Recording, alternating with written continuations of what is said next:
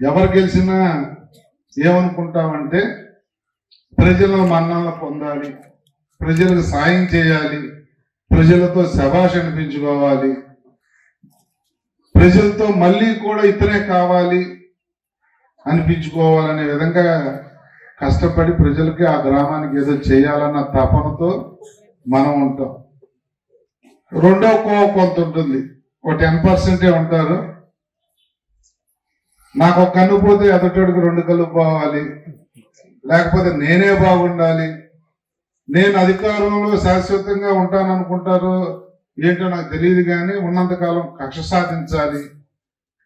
ప్రభుత్వ స్థలాలు కానీ ప్రైవేట్ వాళ్ళ స్థలాలు కానీ నేనే సంపాదించాలి, నేనే ఆక్రమించుకోవాలి, నేనే పెద్దవాడిని అవ్వాలి అనే కోవ ఒక 10% ఉంటారు. దౌర్భాగ్యం ఏంటంటే నేను ఎమ్మెల్యే అవ్వకముందు నుంచి కూడా ఈ జరిపోతులపాలెం చెత్తగట్ల మీద జరుగుతున్న గొడవలు కానీ కేసులు కానీ ఇక్కడ వెళ్తున్న విధానం కానీ, నేను పక్క నియోజకవర్గంలో ఎమ్మెల్యేగా ఉన్నా, ఖాళీగా ఉన్నా, ఎన్నో సందర్భాల్లో చూశాను, విన్నాను. రాజకీయాల్లో ప్రజలకు మంచి చేయటానికి పోటీ ఉండాలి, కానీ ఎదగటానికిను ఆధిపత్యానికి పోటీ ఉండకూడదు. దౌర్భాగ్యం ఏంటంటే ఈ 2 పంచాయతీల్లో మరి అదే కాదు, నేను ప్రచారం చేస్తున్నప్పుడు కూడా టైం దాటిపోయిందని కంప్లైంట్లు ఇవ్వటం దగ్గర నుంచి రకరకాలుగా ఇబ్బందులకు గురి చేయాలన్న ఒక ఆలోచనతో జవసత్వాలతో గెలవాలి, కానీ కుళ్ళు రాజకీయంతో ఎంతకాలం గెలుస్తాం అనేది కూడా ఒకసారి ఆలోచించాలి.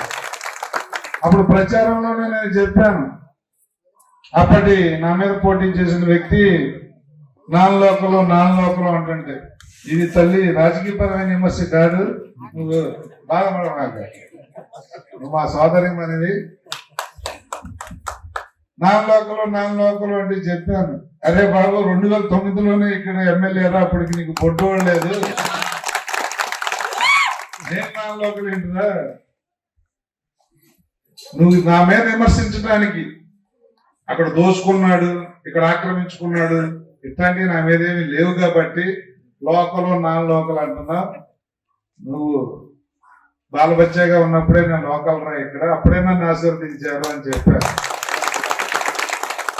ప్రజలు నమ్మారు కాబట్టి ఇందాక మా సర్పంచ్ గారు చెప్పారు, రాష్ట్రంలో 175 నియోజకవర్గాల్లో నాది 4వ స్థానం హైయెస్ట్ మెజార్టీలో. జనసేన 21లో నాది ఫస్ట్ మెజారిటీ. అంటే ఇది గర్వంతో చెప్పట్లా, మీ మీద మీరు ఆశీర్వదించారన్న ప్రేమతో చెబుతున్నా.